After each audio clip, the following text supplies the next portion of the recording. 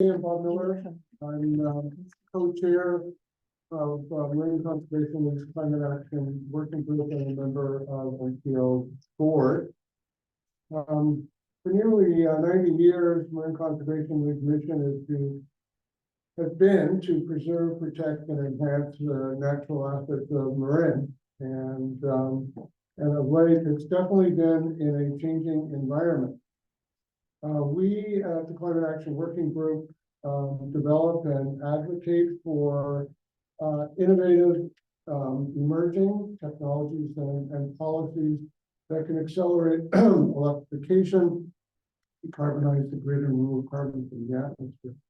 And the thing is, two other Marine Conservation League committees, Land Use, Transportation and Water, and Parks and Open Space, address a whole lot of other environmental issues, but they include adapting to climate change. And in fact, one of Marine Conservation League's 6 guiding principles is to integrate climate change understanding into all of our work, and we take that very seriously.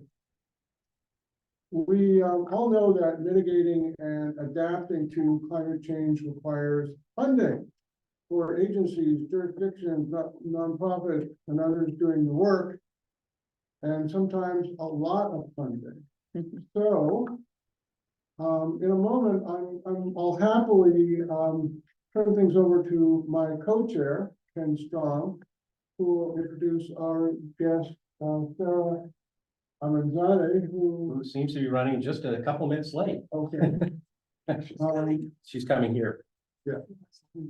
Sarah is the Deputy Secretary for External Affairs in the Department of, in the California Department of Natural Resources, and she'll discuss federal funding flows for a wide array of climate projects. And after Sarah's presentation, we'll have about 10 minutes of Q&A. And then we'll go into something new, which is a kind of workshop mode where Sarah will discuss local projects, and folks will talk with Sarah about local projects and how to go for federal funding. And those who have projects they want to discuss with Sarah should write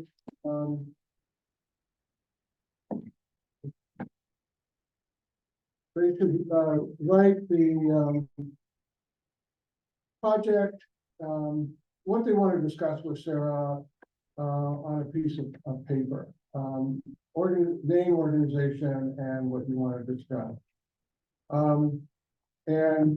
Those who are on Zoom should do that in chat, and that way we have some visibility to what topics are coming, and possibly could group a couple together. Following the session with Sarah, we'll have a brief discussion of State Proposition 4, which is the climate bond issue. Ken Strong will lead that, and then we'll have announcements from various organizations. And so at this point, what I'm going to do is turn over to my co-chair, Ken Strong. Thanks, Bob. First, before we get to that part of the presentation, I just wanted to make an announcement about our COG meeting next month, which is on September 21st.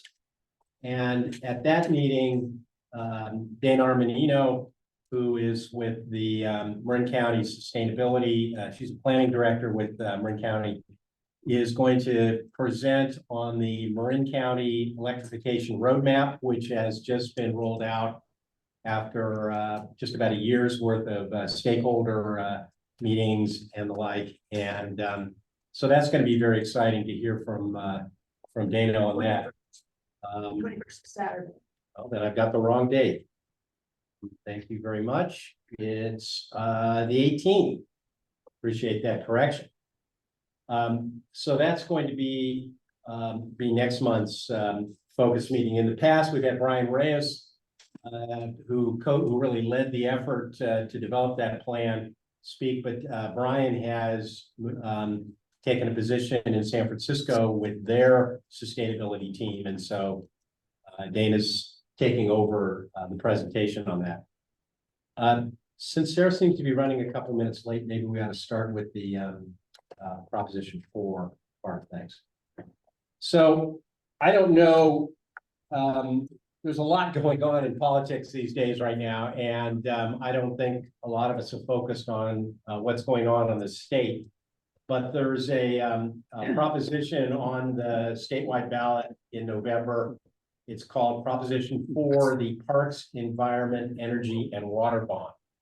And it is a $10 million bond focused on climate and climate resilience, adaptation sort of things. And it has been endorsed, Marine Conservation League endorsed Senate Bill 867, which was the vehicle that put it on the ballot. It's been endorsed by SPUR, NRDC, Trouts Unlimited, Save the Bay, Audubon of California, the Planning and Conservation League. And there isn't really any opposition to it that I'm aware of in terms of formal opposition, other than I believe the Howard Jarvis group is opposing it because of their concern about long-term funding of bonds, et cetera. Governor. The governor has not taken a position on it yet, I might add. Does that keep muting? That's good. I'm just getting some. So what's in the bond? So there's $700 million for parks, expanding, renovating, and repairing local and state parks, including addressing the impacts of climate change on those parks, adding new trails and parking areas, and repairing state parks and providing nature education. There's $1.5 billion for forest health and wildfire preparation, wildfire prevention, improving the health of forests and protect communities from wildfires. $1.2 billion for land conservation and habitat restoration, protecting that and restoring natural areas. $1.2 billion for sea level rise in coastal areas, which most of the money would pay for activities to restore coastal areas and protect them from the effects of rising sea levels. $890 million of the money. Restoring wetlands is to serve as buffers for sea level rise.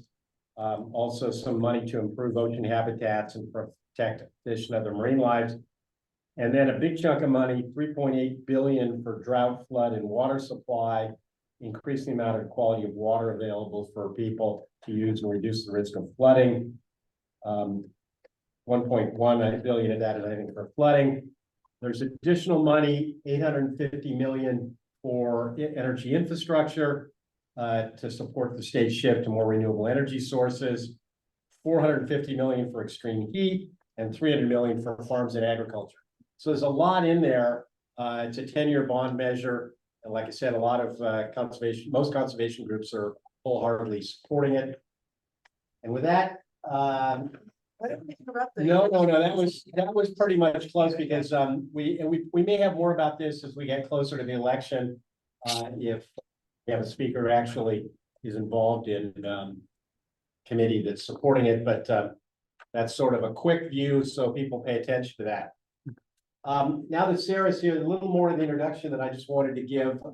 So in addition, or prior to becoming a deputy secretary in the Natural Resources Department, Sarah, who lives in Kentfield and is on the Kentfield School Board, and who got a degree in environmental studies from UC Santa Barbara and a law degree from UC San Francisco Law School, formerly known as Hastings. Where our future president went, by the way. Yeah. And where I also went, both of those things. So we share those degrees. And so Sarah's going to talk to us about how money from IRA and Bill, the Inflation Reduction Act and Build Back Better, have been flowing into California, and what the prospects are for that, those sort of funds over the next several months at a minimum, and possibly what the prospects are for some of that money in the new year. depending on positive things. Yeah. And also will provide us some insight as to what the recently approved California budget, how that may have impacted some climate-related programs that the state government has. So, Hi, everyone. I think I know most of you, and I met some of you too during my campaign for assembly, where I was running on a climate action platform. And I'm really fortunate that following the campaign, I was appointed by Governor Newsom to serve at the California Natural Resources Agency, focused on federal affairs, where I get the opportunity every day to focus on climate action and climate impacts. For those of us here in the room, I brought in a little Bay Nature article, which has a really nice summary. This is old now, this is from last summer, but it just provides a good snapshot of money for nature across federal programs for the Bay Area. We can just pass this around. I could also send an electronic version. I shared some links, kind of cheat sheets and links to the different federal agencies that we'll talk about today, to the folks who helped me get ready for today. So we'll send that out. So don't feel you need to take notes or capture anything. But yeah, really what I want to talk to everyone today about is seizing the window of opportunity before us at this very moment. As we all know, we have unprecedented federal infrastructure funds for exactly the kind of work that we all care about, accelerating progress towards 100% renewable energy, preserving 30% of our coastal waters and lands by 2030, any other number of ambitious environmental goals that we have led the way on here in California, in which we're now seeing this administration follow suit by replicating those. And what I've seen in my role representing the Resources Agency in DC is, I want to share those observations with you all today. And then, as Ken said, I think we can spend some focused time at the end workshopping specifics, because it's perhaps not that satisfying to just hear some remarks about how much federal money there is and how well things are going, when you all have projects that you're working on, organizations that you care about, that have very specific, needs for funding. And so I want to spend some time getting into that. But first, taking a step back, I want to highlight a few things about what I'm seeing in terms of the Newsom administration's perspective on climate and environmental issues and the Biden-Harris administration. So first is a great degree of alignment. And I think that gives us an opportunity that may be historic beyond just the amount of funding. We're seeing a focus on environmental justice. This administration is focused on delivering 40% benefits from all federal funding for environmental work to historically marginalized communities, known as Justice 40. And so that's something to keep in mind. And our state has a similar goal as well for state funding. It's not exactly the same, but it's very similar. Now, how does that play out in Marin, where we have extremely affluent areas, but we also have pockets of underserved communities? So I've dealt with this rather specifically as I've been working with Marin City and the Canal Alliance, trying to unlock federal funds for really needed infrastructure projects. And the work in Marin City really comes to mind because they have pervasive flooding. They have concerns about drinking water safety, which I will note hasn't yet been verified by Marin Water, but nonetheless, they have those concerns. And yet, when there are federal grant opportunities, areas like Marin City, the canal in San Rafael, and some of the rural areas across Marin that are really in dire need of infrastructure are often overlooked.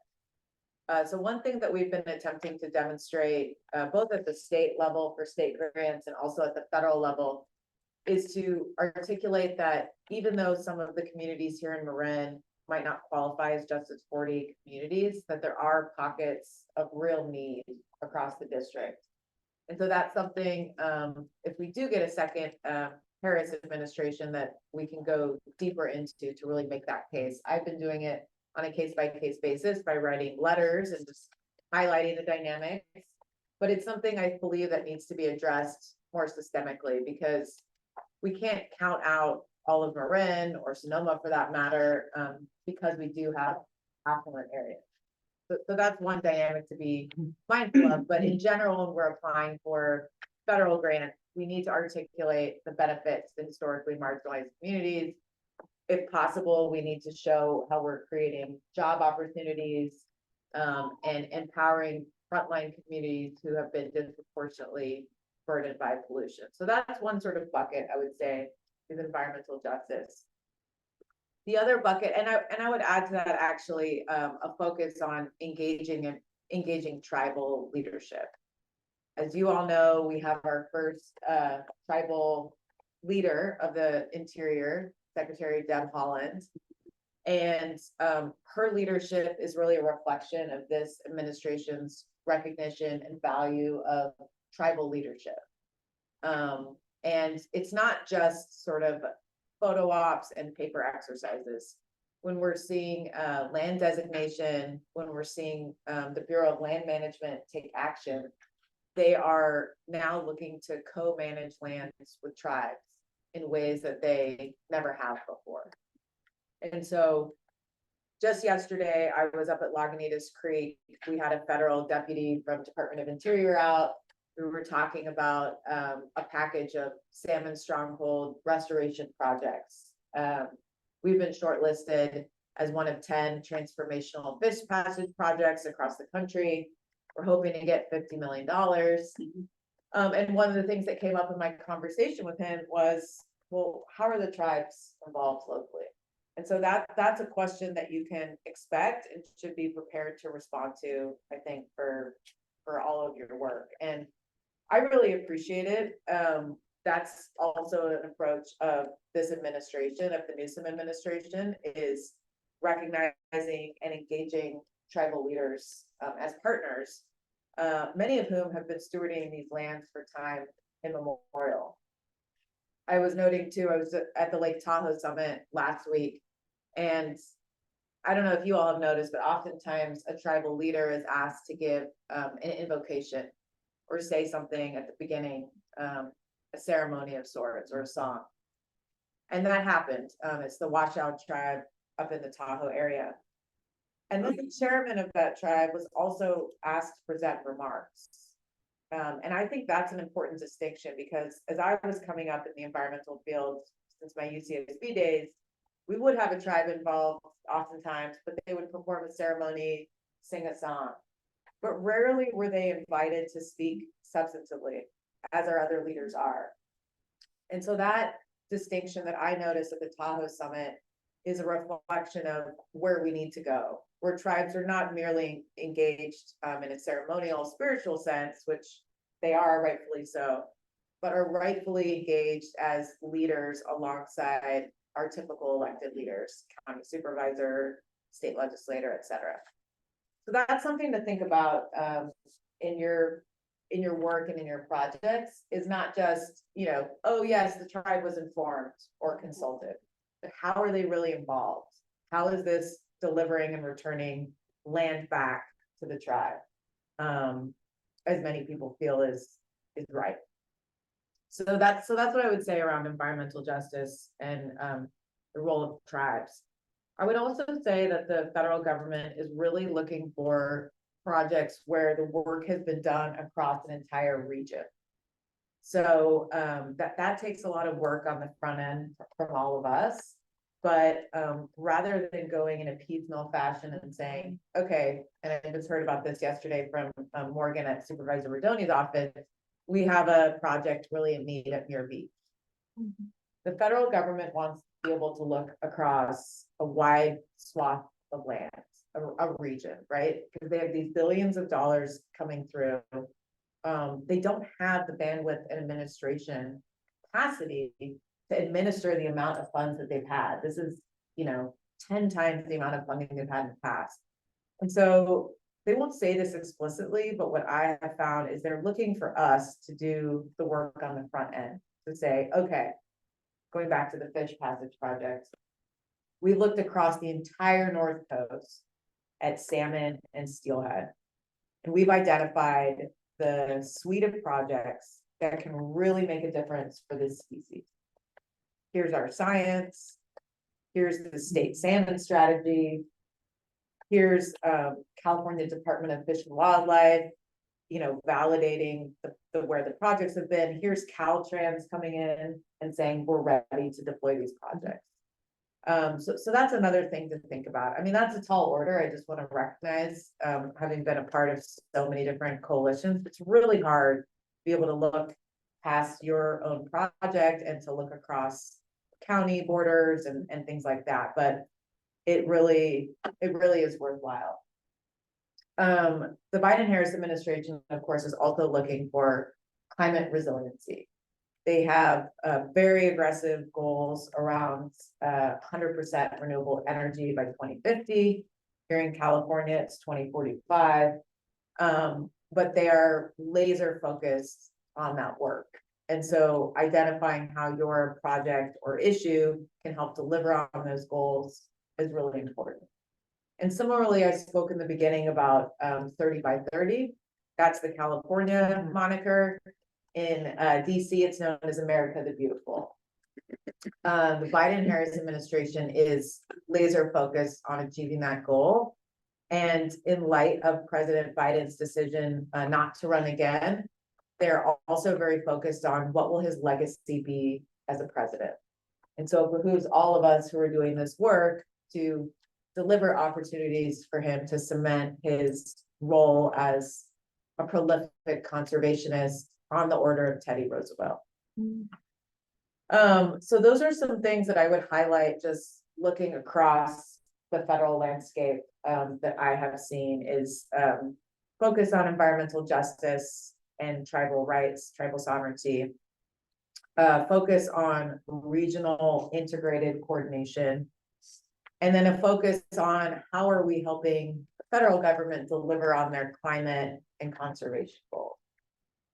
So those are sort of like broadly speaking, I would focus. And the last thing I'll say, and we can get into this more as we discuss specifics, is I have a posture of trying to meet the federal government more than halfway.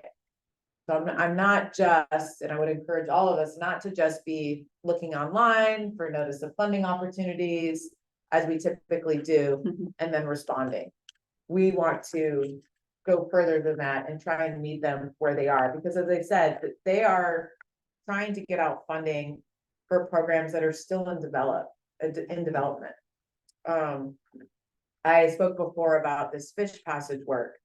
So there's an interagency fish passage task force with members from 11 federal agencies. They have yet to make a single grant.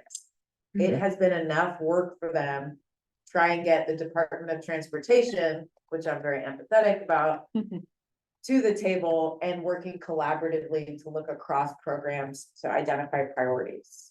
And so my approach in that instance is to say, hey, I have a pilot project for you. I have the federal, state, and local partners all lined up. We have the science, it meets your criteria. Would you consider a pilot project here in California? Because we do have, if you look nationally, we do have a lot of bandwidth, expertise to offer. And so I'm really leaning in on that front to demonstrate that. And because I think, a lot of our federal partners feel a lot of anxiety or urgency about getting the funding out by the end of the year. There's a clear and present danger, depending on what the result is, that funding could be clawed back if it's not allocated and encumbered. So that's a potential threat, but it's also a huge benefit for those of us doing this work, because there's an urgency at the federal level to get funding out the door. I'm really happy that we're having this conversation now, because the next 3 to 4 months will be a huge window of opportunity that we can all seize on together. What did I forget to mention? One thing is how some of these state programs might have been impacted by the budget. California budget is, we all heard about the huge cuts that were going to happen. Then some of them didn't happen. Yeah. And so we were interested in what the sort of state of play is as far as, do we still have the same ambitious state goals? Did they extend the deadline for some of them? Yeah. Or stretch out the funding? What kind of what's happening in that score? Yeah, that's a really great point. I would start by saying that, you know, in recent years, we had an unprecedented amount of state funding for climate work. I believe we had $45 billion worth of investments. So I think we did get some good news in that the cuts for the state climate programs were not as bad as we thought. They were relatively minor. And we're still feeling the benefit of this investment that we've made in really recent years. So I would say, first of all, our goals have not changed. We are laser focused on the clean renewable energy goals that we have, which we believe we will meet. I talked with Sarah Hochschild really recently, he feels we're on track. In some cases, for our electric vehicle goals, we're ahead of schedule. And for our goal around 30 by 30, for example, there will be a report coming out in the coming weeks that shows that we're very much on track to meet that goal. I believe currently we're at 24.2% of lands and waters permanently conserved. And I can't spill the beans, but the new report that will come out will show that we have made significant progress. So I would say that the cuts have been surgical, relatively minor. That's not to minimize the cuts that have been felt, including to areas that I care a lot about, like sea level rise, coastal. But we're very much on track. And I think the governor's position is that we should be really ambitious about seeking federal funding to backfill any decreases for state. Yeah. So one of the issues that we find in this is so who do you talk to? How do you get the information you need about the areas that you're where you have expertise, where you have contacts, where you're thinking maybe I could do a pilot? Is that, I mean, we don't go to you because you've got enough problems. So Well, you can come to me. But yeah, so is it natural resource? Is it Profork, is that his organization, or is Yeah. it a California Energy Commission? Is it who? yeah, that's I think the biggest hurdle is Yeah. understanding who to go to. And I wonder if we could use an example of a project and then I can describe like how I would approach it. And that might be illustrative because it's not a one size fits No. all. I know like on Corte Madera Creek, for example, some of the funding that we need is coming from NOAA, right? And so what I would suggest there is a direct outreach to the NOAA regional administrator, and then follow up on that front. But if we're looking at a clean energy project, then we might go to Department of Energy. So it's really a matter, the first step that I found is finding, you know, the topic that you're interested in and identifying the federal agency. And that's something that I can help with. And that's something that we can do today.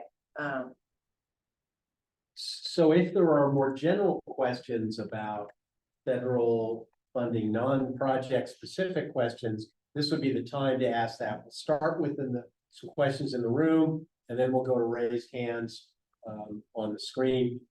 Jack? And if folks in the room could just say your name and part of an organization, what the organization is, that would help the people on Zoom. The name is Jack Crystal. My business, my company owns about 15 plus acres in Richardson Bay. Nice. Right next to the Richardson Bay Bridge. Elsewhere, we're involved in providing energy to the city of Davis, power, as well as many other locations. And a few days ago, there was a local article in the Independent Journal describing how the costs that have come up to do lots of paving and rebuilding on the local roads just surprise everyone and makes it impossible to be able to proceed ahead with the plans to do that. So along those lines, you have described different amounts of money for specific projects, as well as others that are just simply looking at, can we get this done?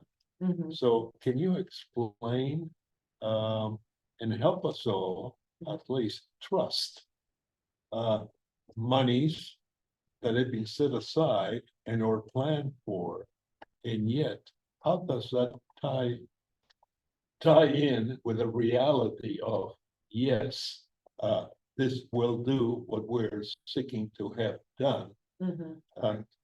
And specifically, when you have described thoughts, ideas, and visions of blending and tying things and elements together. Mhm. Yeah. And so is your question about road repairs in the like Sausalito area, when you say Richardson Bay, or where is your layer? That is the Manzanita area, but it's part of what you have describing before us to Marin City and the Yes, flooding. okay, yeah, And Highway 1, which gets flooded from sea level rise, and then it gets cut off, and yeah, people can neither get out nor get in. yeah, yeah. I think it's a really fair question. I would say first, even though we have historic amount of federal funds, it's a tiny percentage of the infrastructure needs and repairs that are needed. So on the one hand, you know, historic, once in a generation, Bill and Ira funding from the federal government, huge investment from the state as well, infrastructure and environment, but it also pales in comparison to the need. And so we have to be a bit pragmatic in that respect. I feel frustrated myself. Just this morning, there was a power outage. PG&E had a power outage that affected, you know, the school across the street, my home, the traffic lights. And, you know, our school board is currently in the process of going out for a bond to repair our solar energy panels so that we can be resilient against power outages. So even me personally, I feel this disconnect of, oh, there's, you know, I'm not here speaking about these huge opportunities for transformation and improvement, but there's still a lag time. We're still impacted by these issues. I would say the best way to ensure that funds are actually being used as needed and as directed is to stay involved with your local representative, whether that's your city council, your county supervisor. At the federal and state level, there's a very extensive audit process for all of our state grants, and I know that's the case for federal grants as well. So I personally have a great degree of confidence that funds that are being applied for and received are being spent as intended. Bob Archer? What evaluation processes are in place? $45 billion of state funds and then for federal funds at the state level. What organizations are responsible for that? For Evaluation of the effectiveness of the expenditures on the various. Yeah. Great question. One such evaluation is through the governor's Office of Planning and Research, where we evaluate the impact of grant money. We also have a number of issue-specific strategies that evaluate the success of different efforts. For example, just yesterday, I was reviewing the next California climate adaptation strategy, which will come out in a matter of days. And that is focused very specifically on how are we meeting the goals that we've set for ourselves? How are these investments helping us make progress or not? So I would say there's a statewide effort through the Office of Planning and Research, OPR, and then there are substantively specific strategies and programs that evaluate the impact of grant money. Let me call on Sebastian Kahn, who's on Zoom, from MCE.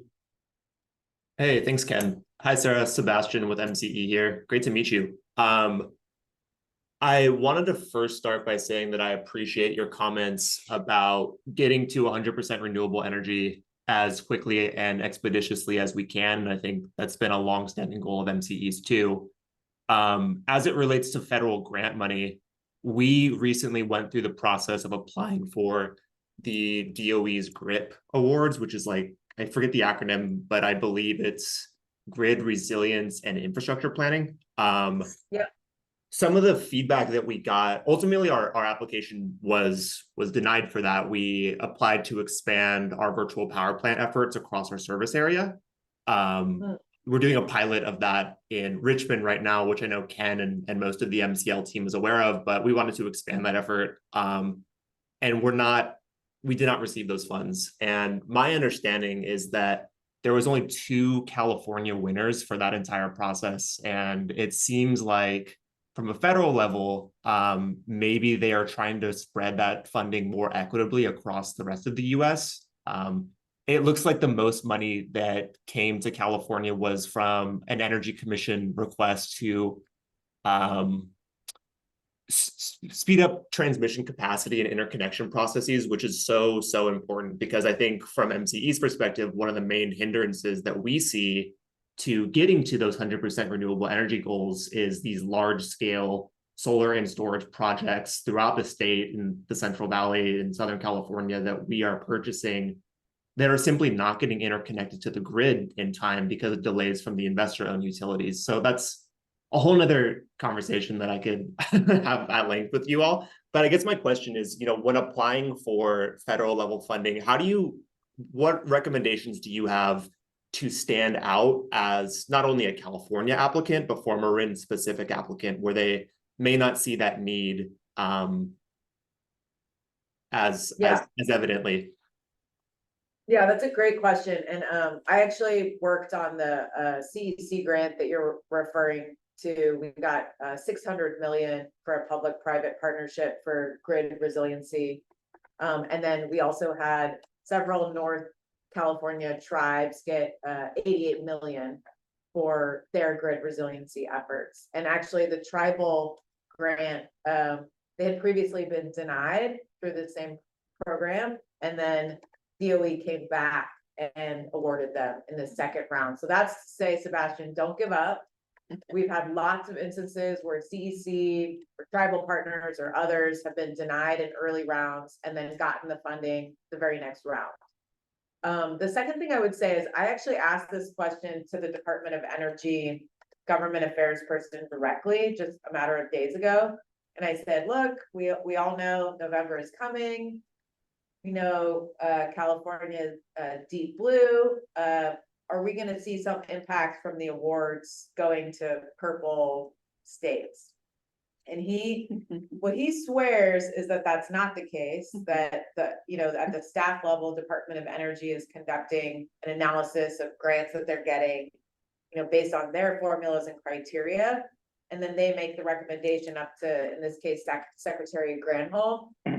I take that explanation with a grain of salt. I do think that there's some elements to this where California might be getting less funding than other states, not solely because of political reasons, but also because of the perception and reality that we have many more resources in other states. And I'll give you another example.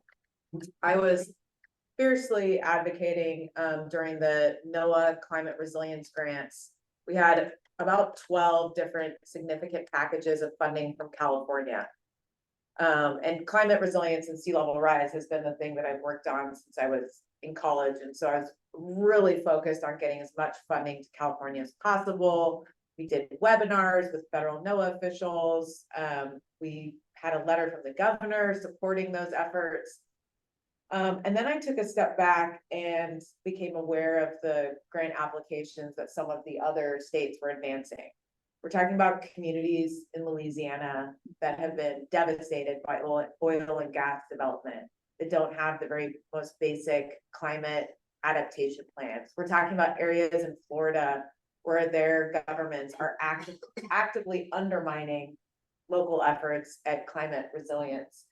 So it caused me to take a step back and realize that as much as we need and want funding here in California, it is ethical to keep the national context in mind. We did end up getting a $70 million climate resilience grant for the Monterey area through that grant opportunity. So I was thrilled at that. But many of our other applicants, including in the Bay Area, where there's a huge climate resilience and sea level rise need, were not awarded. So it's a familiar dynamic, and that just goes back to we have a lot more need than we do funding. But Sebastian, I would be happy to take a look at your proposal and just brainstorm about it. And I think, did you happen to notify Congressman Huffman or any of the state agencies about your application?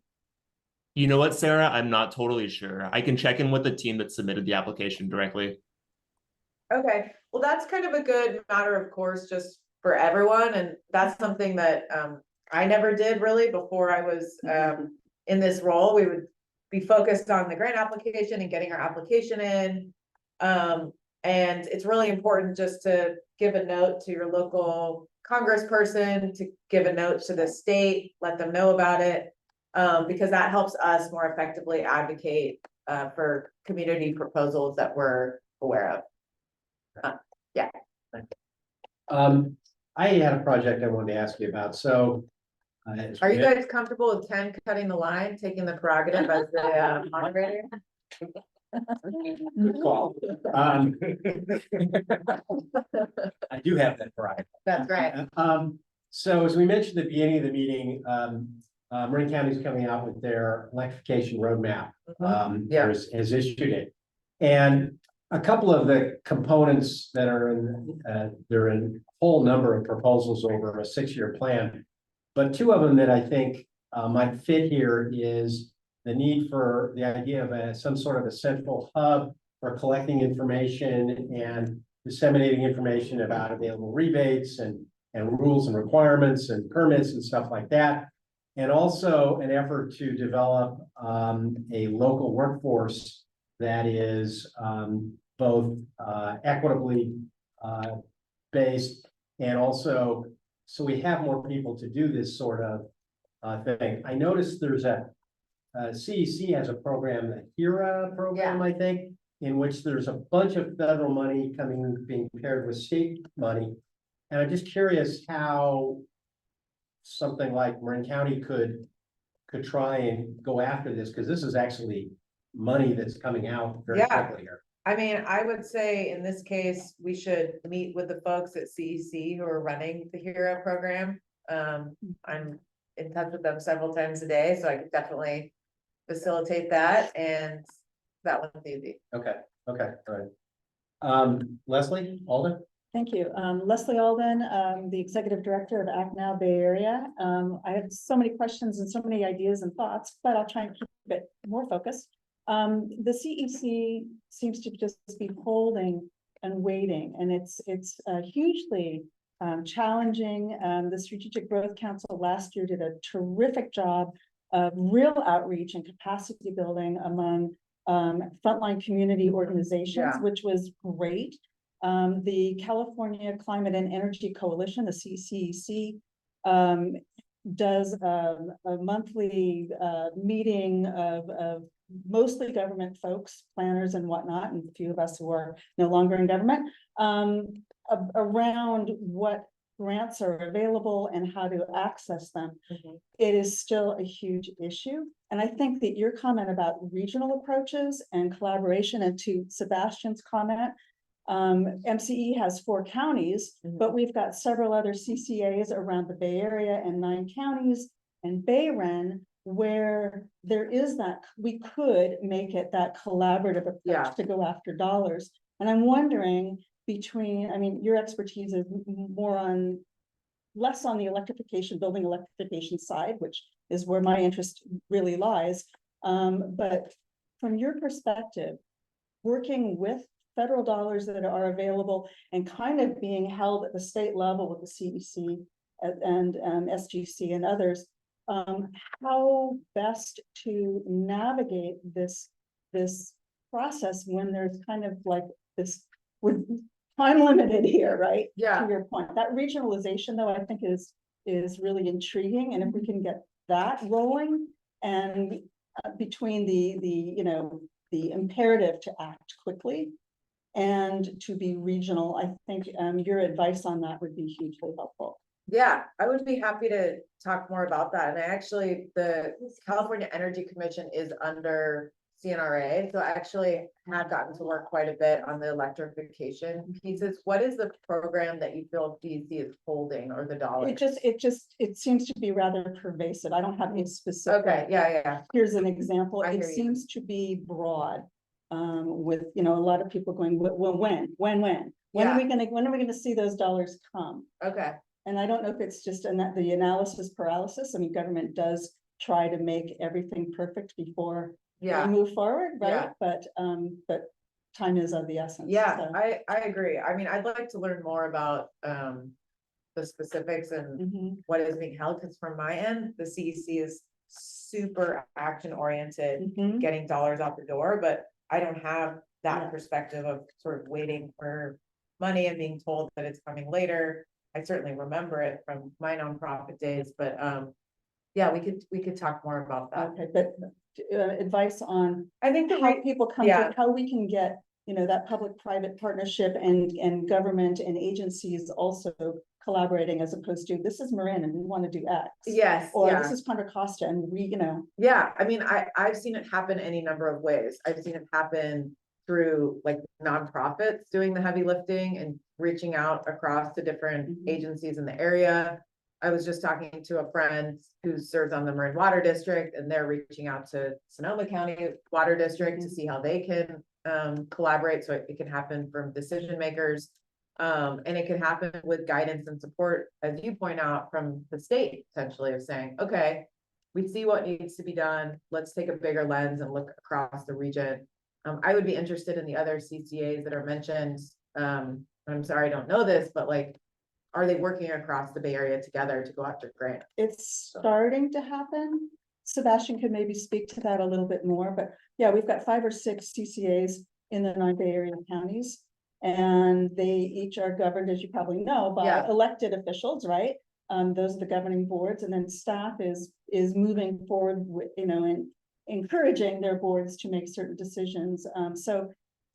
But there is a bit of parochial, like, no, this is ours. Yeah, right? I mean, So I would say, like the second grant opportunity comes out that seems like a good one, those entities should come together and say, are you planning on applying? What can we do together? Mhm. And then from there say, okay, how can we engage like the Bay Area delegation to shine a spotlight on these applications, showing that we're working across different counties and regions, that would just make it much more.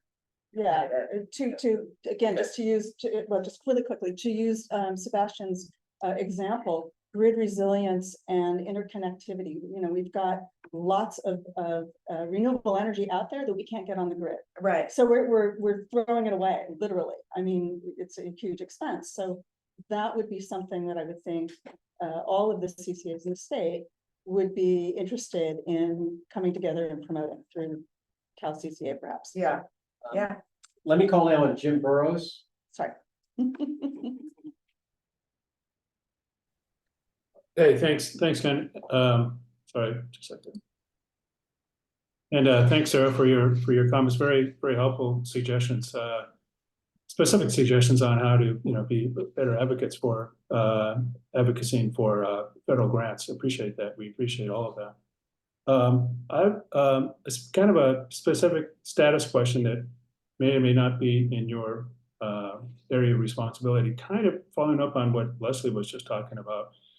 As I understand it, under the Inflation Reduction Act, millions of dollars, if not billions, but let's just call it hundreds of millions of dollars were made available for distribution to the states.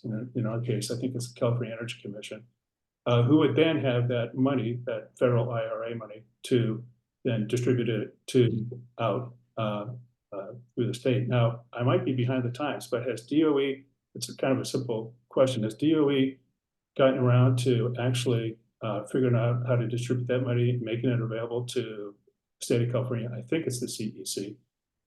For purposes of then the CEC going out pursuant to the IRA mandates and directives and suggestions, distributing that statewide. Yes, and the HERA program that Leslie mentioned is one such example of that. In a lot of instances, they do delegate to the state to create a program to distribute the monies.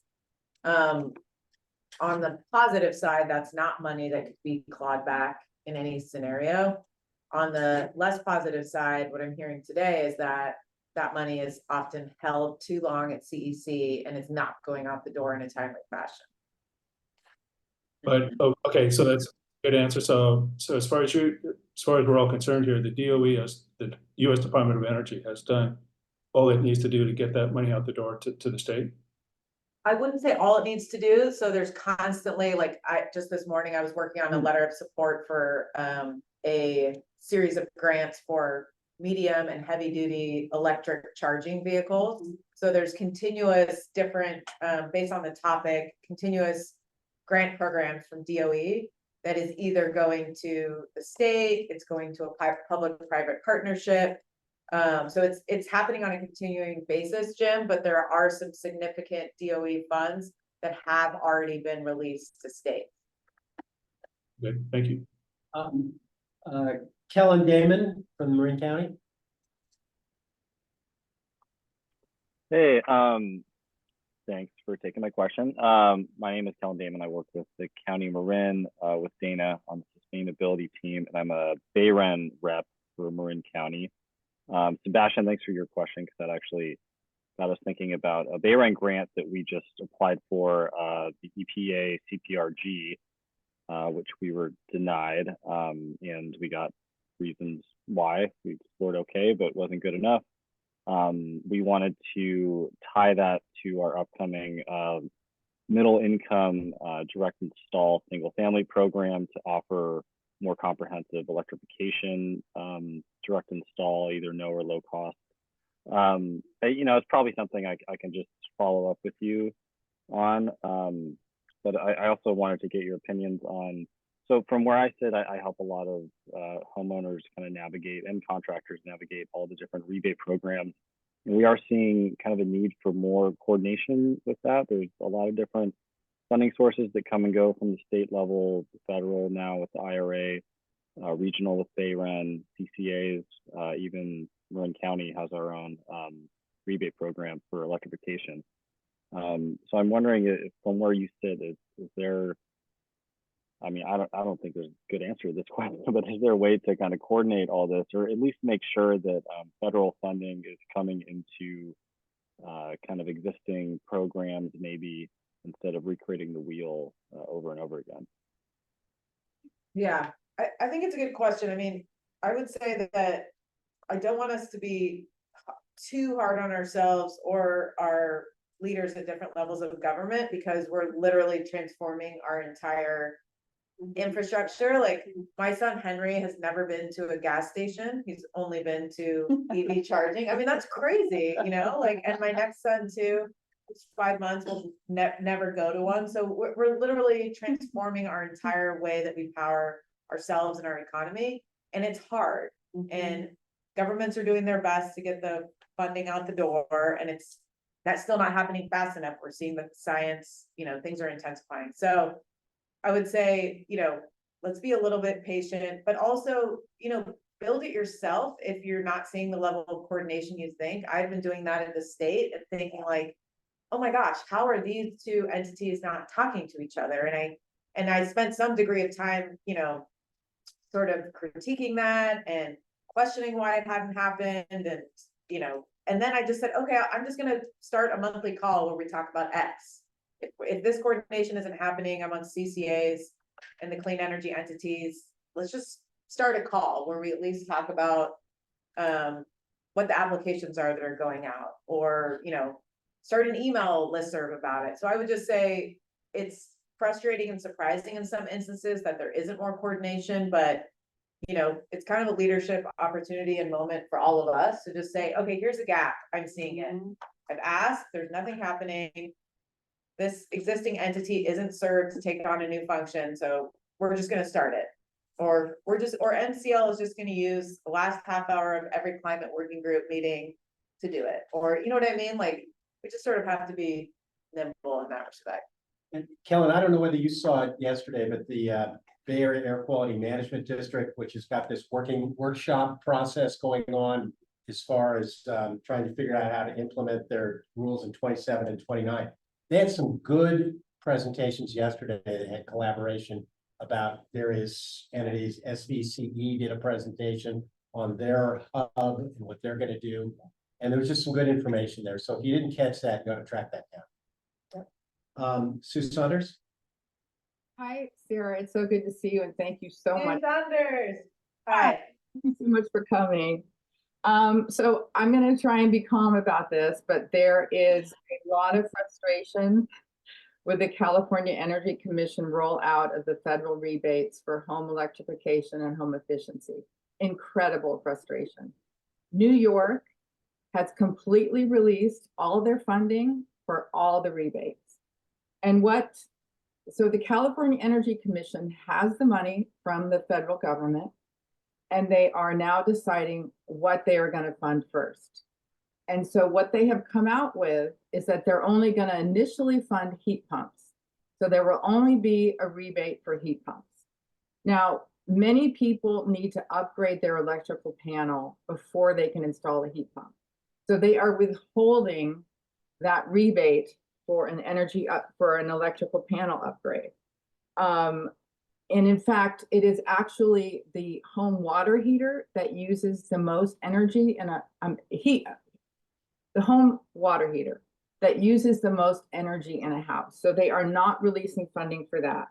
There's no money for home efficiency upgrades, and a heat pump and a heat pump water heater. If there isn't insulation, if there isn't an envelope keeping the energy in the house, it's not going to be as effective. I'm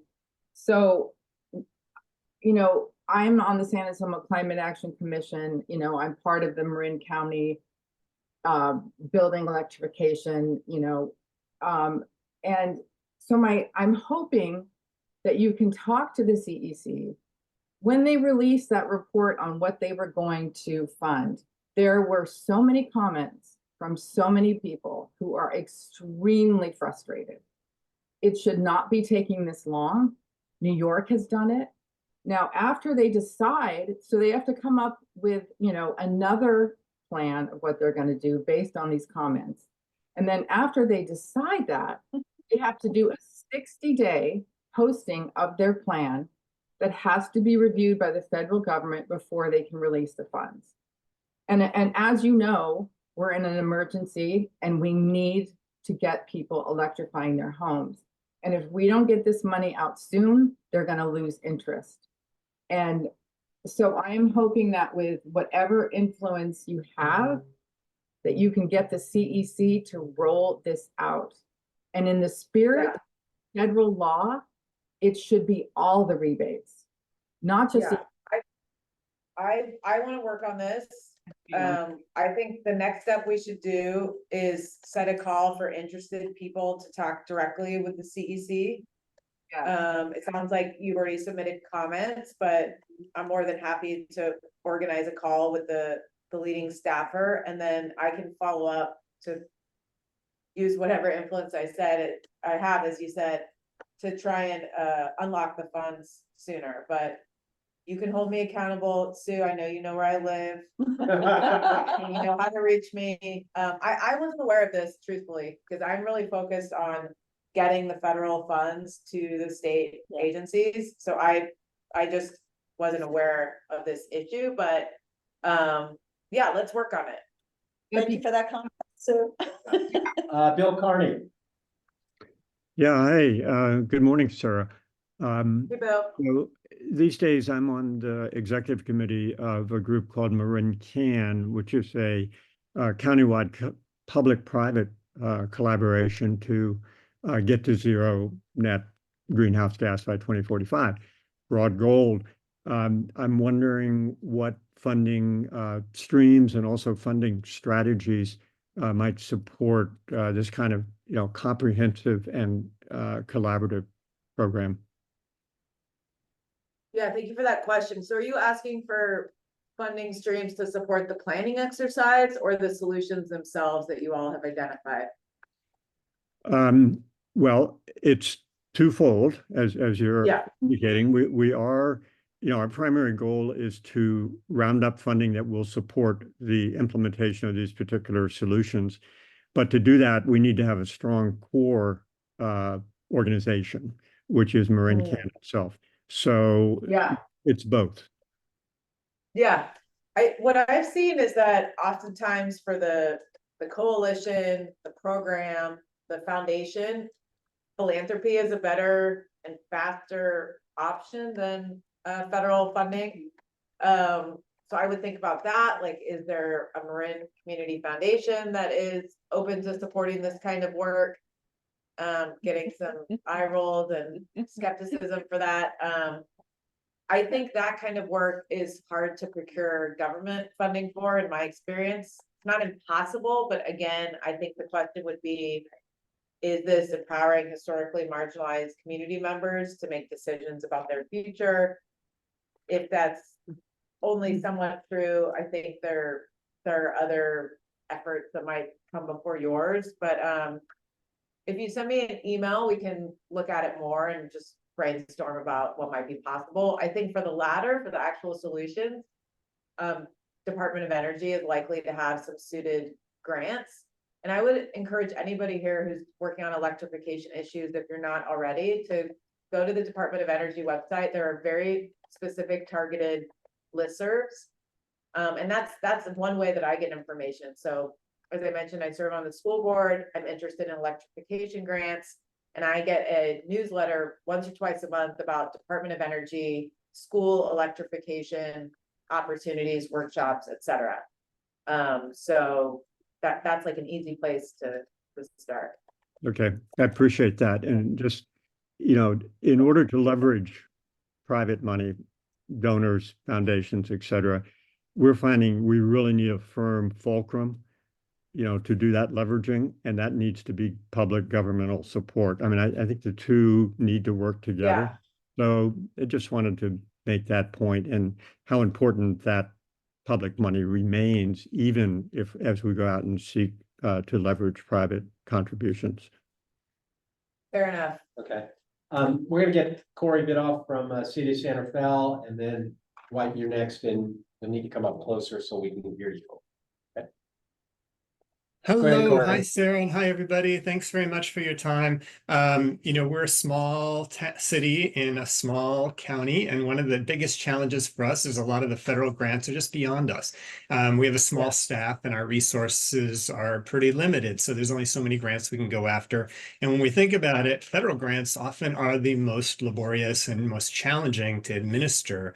And so that's often one of the biggest barriers that we have. We've been advocating for a while, and Marin Community Foundation has stepped up, and they just applied for a $10 million EPA grant for us with a collaboration with folks from Marin City for climate resilience, pollution prevention, and clean energy projects, which is very cool. So they got an interview a couple of weeks ago, so we're very hopeful. But that's a model that I'm really excited about, and I'm wondering two things. One, is there any sort of support like that the state is providing to help smaller jurisdictions that typically can't compete for these larger federal grants to help them apply? Number one. And again, the other thing with the MCF project was what was really helpful was that point that you've been talking about, which is collaboration, right? And that fulcrum that that Bill just mentioned, there was a point, right? Marin Community Foundation said, we will have the grant writing team. If we get the grant, we will administer it for you. We'll do all the billing. We'll take care of a lot of that administrative burden. So that's fantastic.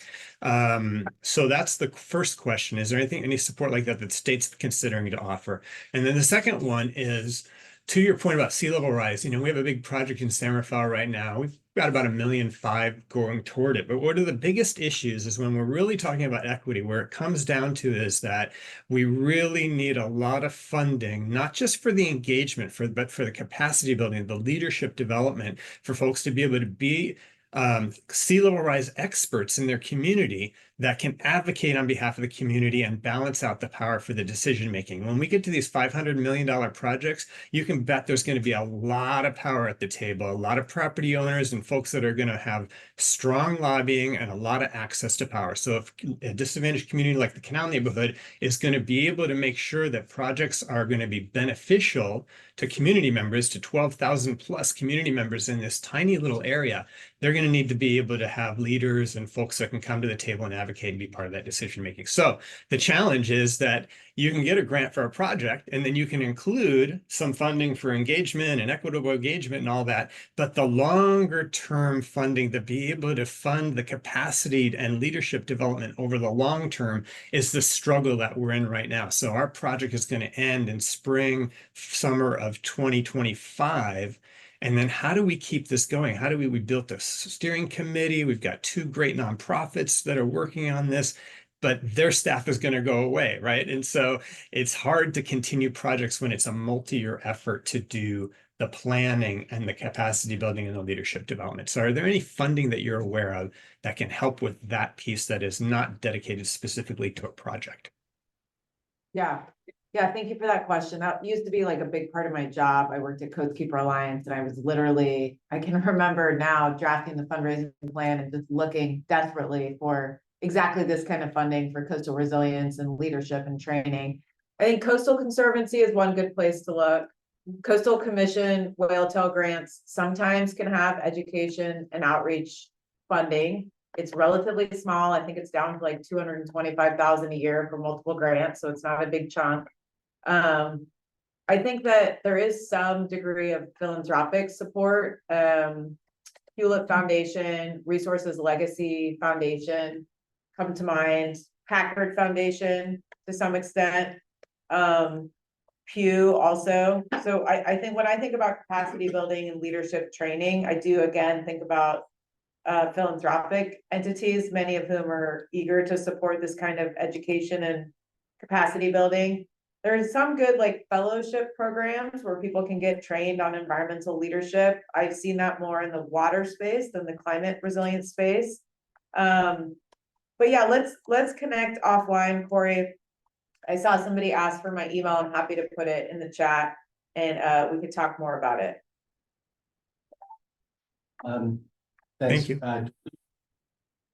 Thanks. Speak to the owl. I'm Dwight Collins, local resident and Dean Emeritus at the Presidio Graduate School in San Francisco, which offers MBAs, MPAs in sustainable management. So I'm certainly interested in this topic. This is, you sort of touched on this a little bit, but to ask more directly, how much funding is available? How much funding is available toward sea rise, and in particular levee building? I have a good example, you know, the Santa Venetia levee, which they've been striving to find funds for years, and it's not a huge project. It's maybe 20 million or something in the scheme of things. And there was FEMA grant available money at one point for a couple of years, and it wasn't enough, and so it never got used. So with all the funds that you referred to, that's my question. Yeah, good question. My take is that, again, even though it's probably the issue that's one of the most important to me personally, sea level rise funding is one of the most underfunded areas, both at the state and the federal level. But what I would say with respect to levees is that there are opportunities in the Water Resources Development Act, which authorizes Army Corps projects, including on levee construction or decommissioning.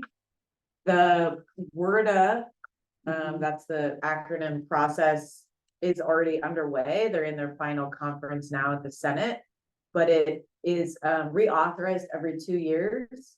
So what I would suggest is that you ensure that this project in need is on Congressman Huffman's radar, Senator Padilla's radar, Senator Schiff, we expect, so that in the next conference for WRDA, that there could be a request on this. And I've seen multiple levy issues be addressed this way. throughout the state. So that's a very, it's not as immediate, but it's a very solid sort of pathway to get funding for levy issues. It also looks like this climate fund has got some money for sea level rise, so that it might be useful this way. So I want to be respectful of your time, Sarah. So we don't have any more questions. Yeah. Oh, go ahead, Bob. One, a question about regional collaboration. It seems like that's an important piece of the puzzle. Like Leslie, I think CCA is a big part of that, is really important. Do you have examples of model collaboration, say here in California? Because Berkeley done something fabulous in conjunction with, counties and other cities. Do you have anything to point to? Yeah, I mean, the example that's top of mind for me is this North Coast Salmon Strongholds issue that I just mentioned, which was developed by a coalition of nonprofits, Nature Conservancy, Trout Unlimited, and what's the other trout organization? Cal Trout, over a matter of 10 years. So they've been doing science across the entire North Coast, from the Oregon border to the Golden Gate, looking at key, what they call salmon strongholds area where they need to survive. They have then been able to engage local tribes, county governments, state government, and now we have been able to jointly go together to the federal government to queue up for this significant grant opportunity. That's the example that I'm working on right now. But I'm sure I have others. And as I said, we put together some key links and resources for people, and I'll put that as my homework to come up with some other good examples in other spaces, maybe clean energy in particular, to include examples of regional collaboration. Los Angeles. Los Angeles. Yeah, Lark, yeah. I have a question, a follow-up question. You talked about tribal representation and the priority given at the federal level and also at the state level. And I'm interested in not so much the actual representation, but the policy interests of tribal representatives. Not just one set of interests. I would imagine they vary considerably by area. Yeah. And how do you assess that if you're working with them? Yeah. Our approach at the state level is early, frequent, and meaningful consultation with tribes. Early, meaningful, frequent. So at this point, at least for the Natural Resources Agency, our tribal affairs secretary and any deputy working on a specific project has a relationship with the tribe, is generally aware of their focus, their needs, etc. But it takes time and effort. But are they always, not always, but are they frequently consistent with the overall purpose of the administration and their goals? Are tribes consistent with their own? Yeah, in other words, the tribes are not necessarily going to fit in. Yeah. They may or may not. Yeah, we always sort of give the deference and choice to sovereign tribal governments. Sometimes they want to engage and sometimes they don't. Sometimes they feel like they don't have the capacity, as many people around the table and on the Zoom have said, to even pursue these kind of opportunities or engage. So we try to build that. We try to offer opportunities where we can. But we also are mindful that our priorities as a state, we can't impose those on the government. One really cool program I want to highlight, I've been working on it, is called Tribal Corps. And it's a youth program amongst tribes where they get funding to sort of like train the next generation on climate resilience and adaptation projects. And we've been able to secure, I believe, 18 million for Tribal Corps programs across the state. So that's an example where we're not just coming in and saying, hey, we have a federal grant application. Do you want to give us a letter or do you want to be included? We're training and supporting the next generation so that they can offer the leadership and vision and voice to us. It's still a work in progress, but we're on that journey. Last Sarah? question. Oh, Hi, Hi. hi, Jean House from the Green Bay Boardwalk. And we've just been, learned from the State Lands Commission that we have only until about 6 years from now, 2030, to put protections in place on the salt marshes from erosion. So that we have the primordial salt marsh right there that we live on the edge of. So it's our houses we want protected, we want the outside of the salt marsh protected. The ferry is going through an expansion and an EIR right now. This is the time when we need experts to be able to say, here's XYZ that you need to look at and take care of. They don't want to lead the project. I'm not an expert in this area, so who do we talk to find a lead agency? I don't know anything about all the different funding mechanisms. I've talked to the Coastal Conservancy, some people have been really helpful, but Yeah, where do we start?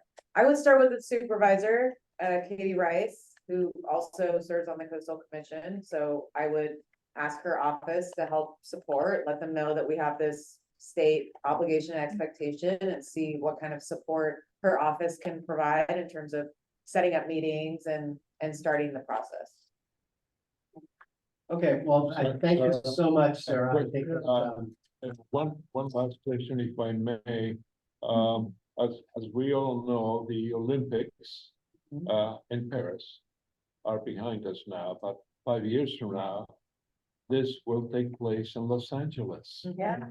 And electrification is a very, very important Yeah, aspect of what they will be doing. Could you comment? Because what concerns me and others is the monies that will be needed in Southern California, sucking up all the monies to be Yeah. able to. I can speak to that. We actually just got a grant for our Exposition Park in Los Angeles for electrification. But that sort of effort along the Olympics is happening in parallel to other efforts and will not take precedent over like regional needs. Right, good. Yeah. Thank Well, you. Sarah, thank you Thank so you, much yeah. for coming. Sarah had given me a bunch of resources in an email where you could look for grants and guidebooks and various other information. I put it in the chat. Okay. So. And I have some other homework based on today that I could share, and I would be happy to come back and or even like do an office hours if people feel like they had other questions and follow up they wanted to get, and I didn't provide a satisfying answer. I'd be happy to talk again. You said you were gonna put your email in the chat. Yes, so- yes, I'll do that right. Thanks, everybody. Thank you. Thank you. I know where you are. Yeah, you know. A lot of people do, yeah.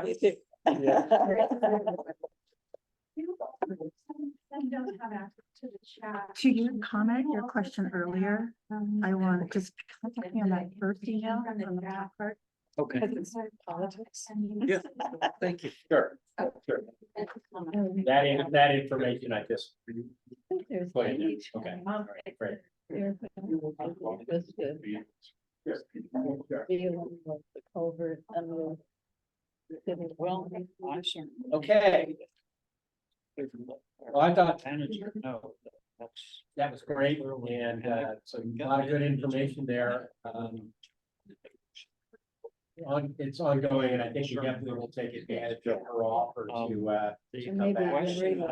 comes to my mind is based upon talking to our town manager would love to do that. All right, so, we move on to announcements. Yeah, and then- yeah. And then wrap up early.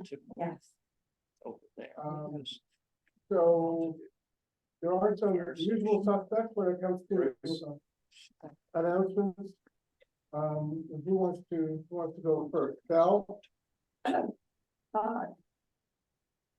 Yes, Speak to the owl.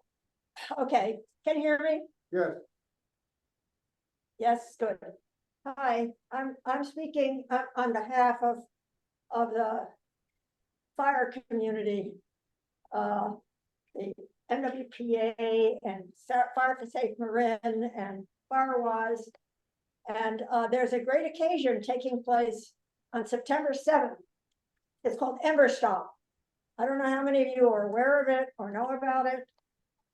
Anyway, it invites residents to learn how we can all prepare for wildfire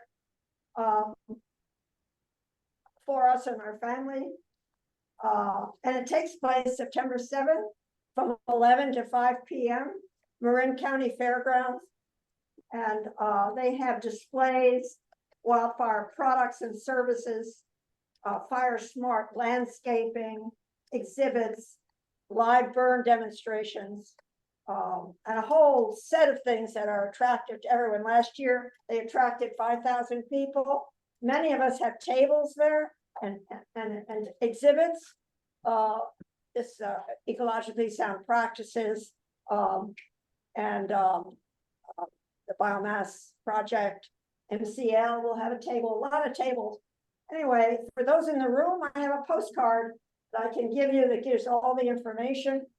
And otherwise you can get on, just Google Denver Stop.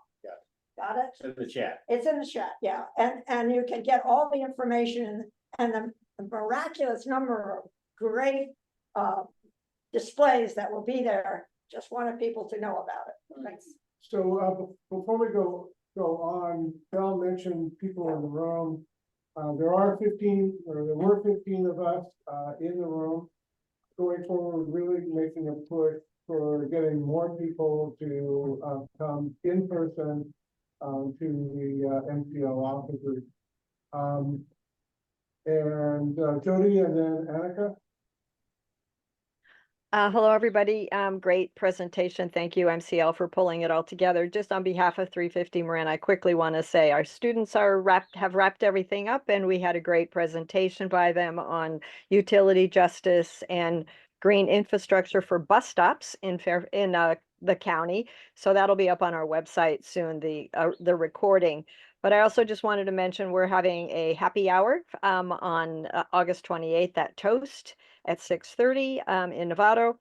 And also we have an event that we're a community partner on, the Fairfax Climate Action Committee Biodiversity Day celebration at the library, also on September 7th, but in the morning, 10 to 12.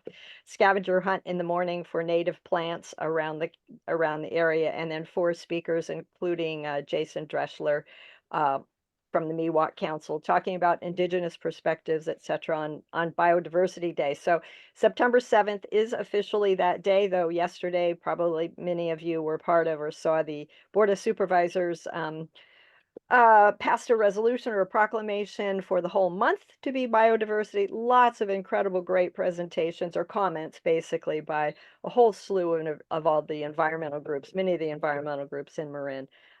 So join us for that event if you'd like. It's, as I say, it's 350 Marin is a community sponsor, as is Sustainable Marin and Resilient Neighborhoods. And then just last, not affiliated with 350 Marin, but I just wanted to be sure people were aware of the Marin County Electrification Career Fair that's coming up on September 14th for anybody you know who might be wanting to look into electrification, employment and jobs, etc. That's at the fairgrounds from 10 to 3. Thanks so much, as always. Great meeting. Thank you, Jody. So Annika and Bill. All right, thanks. So we do have some good news out of the CEC.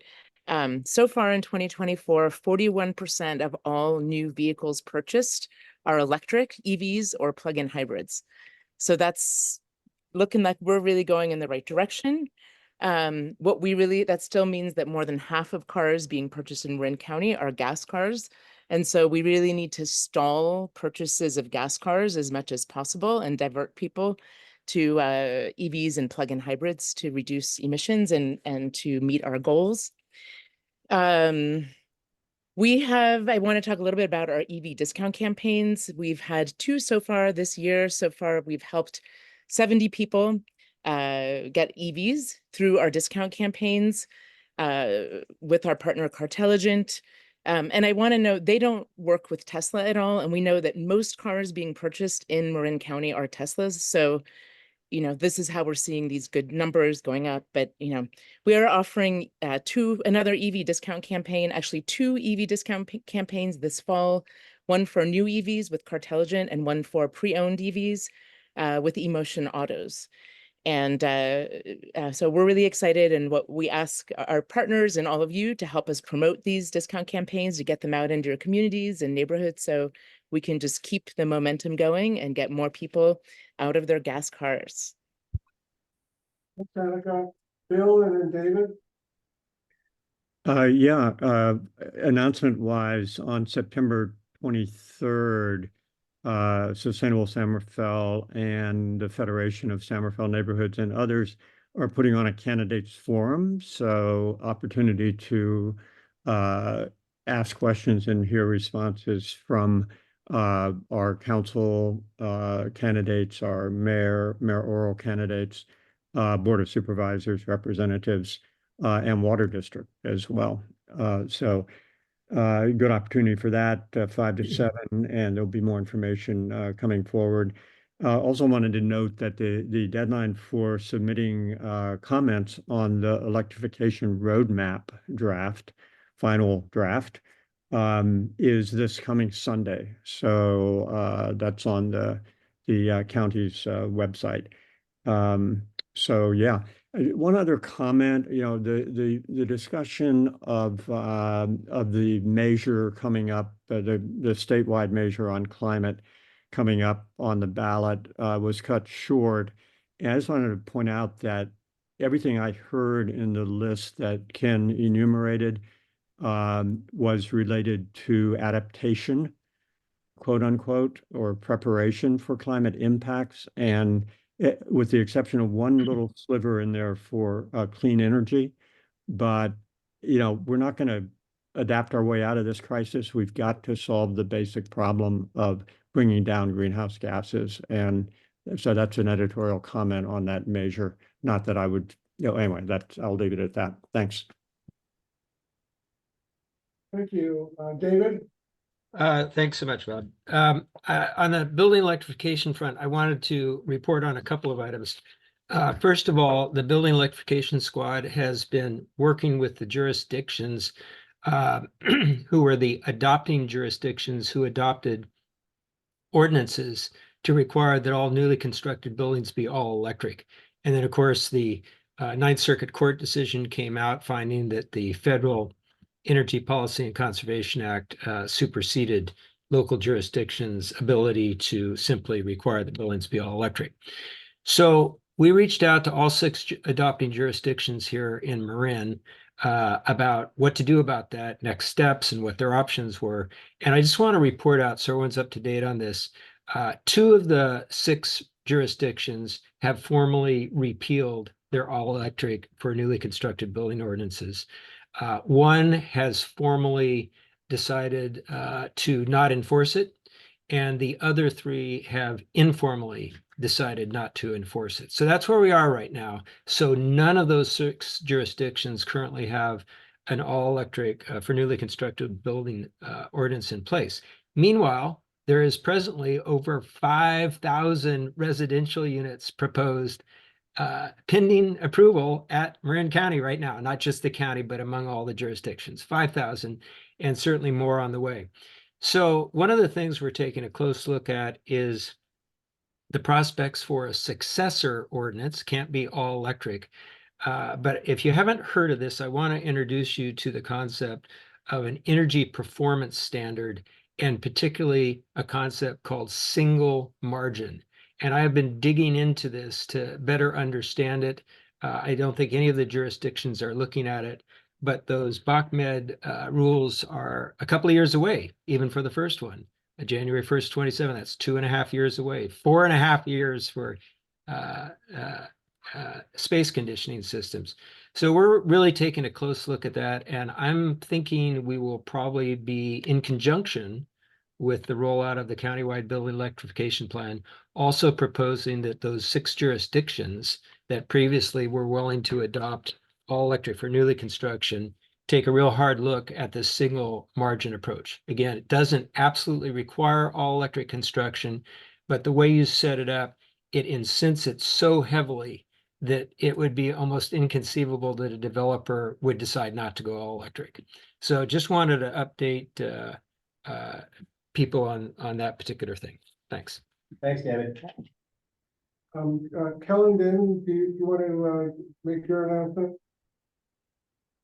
Sure, yeah, sorry, I had to step away for a bio break, but yeah, just a reminder about the Marin Electrification Career Fair. That's going to be on Saturday, September 14th. We're still looking for more contractors to be there as exhibitors or even give a talk. And it's pretty wide. It's not just building electrification, but EVs, solar and battery, kind of all the above. And we've been marketing that widely to all the kind of job services, through the county, through CBOs, through other groups. I believe we're going to start opening it up to the North Bay soon because we want to get more folks signed up and RSVP'd. But yeah, any help in getting the word out through your networks is always appreciated. Let me know if you need some content for newsletters or social posts or anything like that. We have that all ready to go. Thanks. Thank you, Kellen. I guess the last thing is, Bobby Simpson, you had your hand up. Is there anything that, and we missed it. So is there anything that you still want to say at this point in time? And it was, I just had to figure out where to unmute. I'm on my phone. Is Sarah still there? no, she's not. Okay, I'm just going to contact her directly. Thanks. Okay, terrific. Okay, so as Ken said, the next climate action working group meeting is going to be on September 18th at 10 a.m. Menino from the county talking about the countywide building electrification plan. And I'll make another pitch for folks attending in person. But since there are no other announcements, one last one from Bill, and it's there's a candidates forum on September 23rd that's being sponsored by Sustainable San Rafael and also the Federation of San Rafael Neighborhoods. So there's a lot of important races, including the Water Board and the City of San Rafael related positions, candidates for positions. So there'll be more information coming on that, hopefully in an e-news, right, Bill? Oh, sorry. Okay. Yep, you can see it on our website now, actually, the link.